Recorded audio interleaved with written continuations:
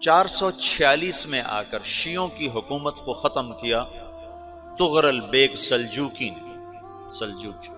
سلجوق مسلمان ہوئے تھے محمود غزنوی کے دور میں، سلجوق ان کے بڑے کا نام تھا۔ تو ایک دفعہ محمود غزنوی نے سلجوق سے پوچھا اگر مجھے تیری مدد کی ضرورت ہو تو کتنے آدمی پیش کر سکتے ہو؟ تو اس نے ایک تیر دیا، کہا یہ ایک تیر ہے میرا،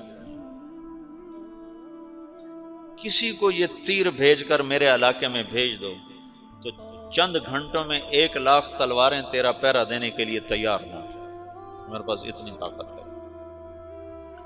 تو یہ سلجوق کی نسل میں تھا طغرل بیگ۔ اللہ تعالیٰ نے جب عرب زوال کا شکار ہو گئے اور ضعف کا شکار ہو گئے، جیسے بڑھاپے کا کوئی علاج نہیں، جب قوموں پہ زوال آتا ہے تو اس کا بھی کوئی علاج نہیں، پھر اور قوم کو جگہ ملتی ہے۔ جیسے بڑھاپا ایک فرد پہ آتا ہے، ایسے بڑھاپا قوم پہ آتا ہے۔ قوم کا بڑھاپا جوانی میں نہیں لوٹ سکتا، جیسے فرد کا بڑھاپا جوانی کی طرف نہیں لوٹ سکتا، قوم کا بڑھاپا جوانی کی طرف نہیں لوٹ سکتا، کوئی علاج نہیں، نئی نسل کا آنا ہی علاج ہے۔ تو عرب دھل چکے تھے، 600 سال بہت ہوتے ہیں حکومت کو، اپنی صفات گم کر چکے تھے، اب نئے خون کی ضرورت تھی۔ طغرل بیگ پہلا شخص تھا جس نے آ کر اہل سنت والجماعت کو استحکام بخشا، شیعوں کی حکومت کو ختم کیا، بغداد سے، شام سے، ان سارے علاقوں سے۔ صلاح الدین ایوبی نے اسماعیلی شیعہ کی حکومت کو ختم کیا، مصر۔ العاضد ان کا آخری خلیفہ تھا۔ صلاح الدین ایوبی نور الدین زنگی رحمۃ اللہ علیہ کا پروردہ تھا، اس کا دوست تھا، اس کے دوست بھی تھا، بچہ بھی تھا اس کے سامنے، زیادہ لکھنے پڑھنے کا شوق تھا۔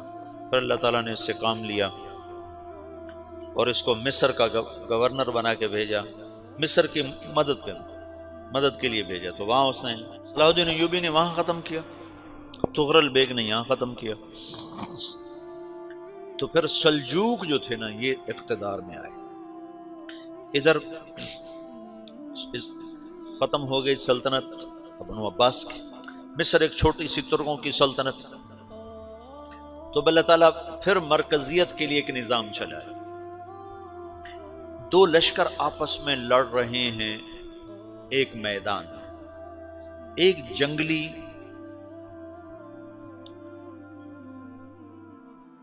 بدوؤں کا قافلہ، جنگل کے لوگ اپنے قبیلے کو لے کر، ایک جنگلی قبیلہ اپنے سردار کے ساتھ نقل مکانی کر رہا ہے ایک جگہ سے دوسری جگہ۔ اللہ کا نظام کہ یہ لوگ چلتے چلتے چلتے اس وادی میں پہنچ گئے جہاں جنگ ہو رہی ہے، دو لشکر آپس میں لڑ رہے ہیں۔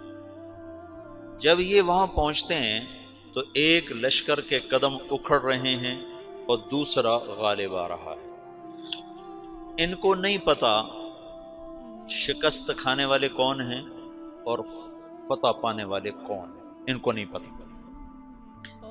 اس جنگلی قبیلے کے سردار کا نام بھی طغرل ہے، طغرل۔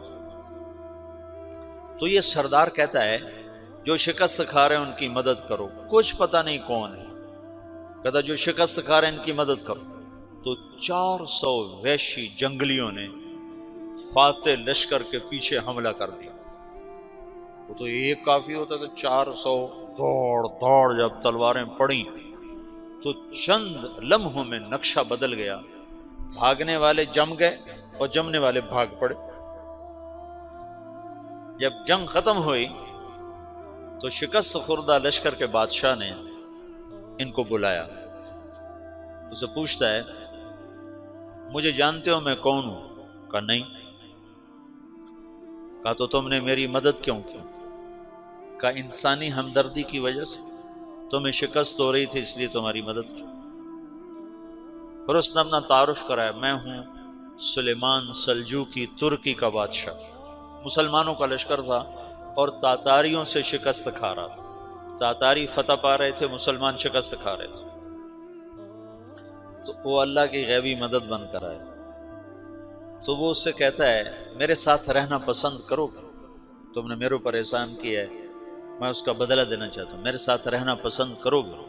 کہنے کا کر لوں گا۔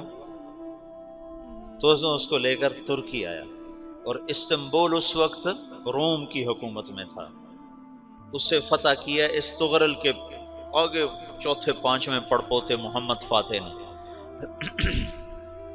تو یہ استنبول ہے، یہ ترکی ہے، بیچ میں ایک چھوٹا سمندر ہے، یہاں ایک جاگیر ہے۔ تو سلطان سلیمان کہتا ہے یہ جاگیر تجھے وقف ہے، ادھر سے رومی مجھے تنگ کرتے ہیں حملے کر کر کے، تو میرا دفاع کرتے رہنا، یہ جاگیر تیری۔ اس جاگیر پہ اس نے اپنے قافلے کو آباد کر دیا، اپنے قبیلے کو، اور ایک چھوٹی سی حکومت بنا لی، جو ایک صوبہ سمجھو سلمان سلجوقی کا، وہ ایک چھوٹا سا صوبہ ہے۔ وہاں جب یہ رہ پڑا تو پھر یہ ایک شیخ کے بیعت ہوتا ہے، وہاں شیخ طریقت ہے، ان کے یہ بیعت ہونے جاتا ہے، وہ اس کو رات اپنے پاس ٹھہراتا ہے، تو ایک کمرے میں ان کو ان کا خادم ٹھہراتا ہے۔ یہ جب کمرے میں جاتا ہے تو سامنے دیوار میں طاقچے پر قرآن پڑا ہوا ہے، تو یہ تغرل بیگ کہتا ہے یہ کیا ہے، یہ کیا ہے؟ تو وہ خادم کہتا ہے یہ کتاب اللہ ہے، قرآن ہے۔ اچھا، وہ اس کو وہاں چھوڑ کے باہر چلا جاتا ہے۔ وہ دیہاتی آدمی، جنگل کا رہنے والا، پہلی دفعہ زندگی میں قرآن دیکھا، وہ کہتا ہے یہ قرآن ہے، اللہ کی کتاب ہے، میں اللہ کی کتاب کے سامنے سو جاؤں، کتنی بے ادبی ہے۔ تو اس نے ایسے قرآن اٹھایا اور سر پہ رکھ لیا اور کھڑا ہو گیا، ساری رات قرآن سر پہ رکھ کے کھڑا رہا۔ رات کے پچھلے پہر اس کو خواب آیا، کھڑے کھڑے اس نے دیکھا کہ اس کی پشت سے ایک چاند نکلا اور شیخ کی بیٹی کے سینے میں جا کے اتر گیا۔ پھر اس لڑکی کے سینے سے ایک درخت نکلا جو پھیلتے پھیلتے پھیلتے 3 بر اعظم پہ چھا گیا، افریقہ پر، یورپ پر، ایشیا پر۔ پھر اس کی آنکھ کھل گئی، وہ کھڑا ہوا ہے، تو اس نے صبح یہ خواب اپنے شیخ کو سنایا، تو انہوں نے اپنی بیٹی اس کے نکاح میں دے دی۔ اس بیٹی سے ایک بچہ پیدا ہوا، تغرل بیگ نے اس کا نام رکھا عثمان، عثمانی ترک نام سنا ہوا، جو میں نے کل بتایا تھا کہ 1924 میں وہ خلافت ختم ہوئی۔